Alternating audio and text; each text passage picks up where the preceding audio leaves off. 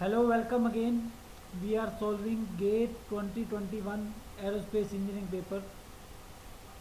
Question number 6 is, how does the specific thrust of a turbojet engine changes for a given flight speed with increase in flight altitude? Option A increases monotonically. Option B decreases monotonically. Option C remains constant. Option D first increases and then decreases. So specific thrust is given by this is your thrust m dot e v e minus m naught dot v naught divided by, so this is your thrust, and if it divided by mass flow rate, then there is specific thrust. Okay, so here m dot e is your mass of charge exiting the aircraft, v is your velocity of charge exiting the aircraft, and m naught dot is mass of air entering the aircraft, and v naught is velocity of air entering the aircraft. Okay, so m dot e is your mass of charge entering per second, so that is equal to m dot f plus m dot naught. Okay, total charge mass of where m dot f is mass of fuel entering, and m naught dot is your mass of air entering per second. Okay, so the specific thrust is, if we solve it and put the value of me as mf plus m naught, so we get 1 plus mf dot divided by m dot naught v, and here it is m naught dot, so it is the v naught. Okay, so now m dot f divided by m dot naught is your f, that is fuel air ratio. Okay, so putting this as f, so fs is 1 plus f v minus v naught. Okay, so this is your thrust or specific thrust. So we can see that as the altitude increases, this density decreases. Okay, so density of the air decreases, so mass entering the aircraft also decreases, m dot decreases. So it means this quantity will increase and this quantity will remain constant. Okay, so it means the specific thrust will increase because positive term is increasing and negative term is decreasing, is constant. So answer is option. Next, how does the propulsive efficiency of a turbofan engine operating at a given Mach number and a given altitude change with increase in compression ratio? Option A remains constant. Option B increases monotonically. Option C decreases monotonically. Option D first decreases and then increases. So propulsive efficiency is your formula for efficiency 2 divided by 1 plus Cj by Ca. Cj is jet velocity and Ca is your intake velocity. Okay, in turbofan engine there is a fan and there is a compressor, and overall pressure ratio is combination of these two, compressor as well as fan pressure ratio.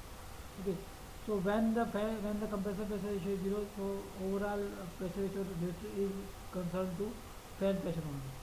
Fan pressure ratio, it means the overall pressure ratio is your fan pressure ratio. Okay, so as fan results in cold thrust, and the velocity of cold thrust is less, so Cj is very close to Ca. Okay, so when Cj is very close to Ca, then the propulsive efficiency is more, because Cj is less, the more is the propulsive efficiency. Okay, so when the pressure ratio across the compressor is increased, so it means we will get a hot thrust. Okay, from the compressor and nozzle and its corresponding nozzle. Okay, and cold thrust is also contributing. Okay, but its contribution decreases due to some part of the mass is entering in the compressor. Okay, so but the jet velocity will be higher due to the hot thrust. Okay, so but intake velocity that CA is now until now it is same, but CJ will higher, so difference between CJ and CA will be more when it start operating. Okay. Now as the jet velocity increases, the the velocity of aircraft is also start increasing. Okay, so where as the velocity of aircraft start increasing, so CA will also increase. Okay, so then again this this two term will be, come come close to each other. Okay, and as we go on increasing the velocity of jet, this as we go on increasing the pressure ratio of the compressor, so this term both term will go on increasing, and then the propulsive efficiency will increase. So answer is it will first decrease and then increase. So option D is the right answer. Next, question number 8. A solid propellant rocket producing 25 meganewton thrust is fired for 150 seconds. The specific impulse of the rocket is 2980 newton second per kilogram. How much propellant is burned during rocket operation? Option A 8390 kilogram. Option B 82300 kilogram. Option C 1.26 Newton over 6 kilogram. Option D 11.2 Newton over 6 kilogram. So thrust in rocket is specific impulse uh, multiplied by mass flow rate. Okay, and thrust is given as 25 meganewton, so that is 25 into 10 power 6, and specific impulse is given as this 2980, and time is given as 150 seconds, so we can determine that mass. So mass is given 1.25 8 into 10 power 6 kilogram. So answer is option C.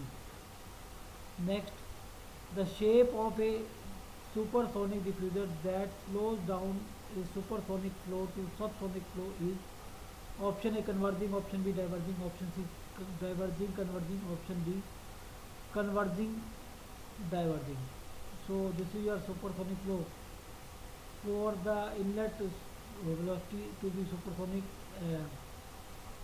as the at the throat, for the perfect design condition, the sonic velocity occurs. So it means the supersonic velocity is decreasing to sonic velocity, and then to then it is when it will further decrease to subsonic, the pressure is maintained according to that. So it will act as a supersonic diffuser. So option D is the right answer. Next,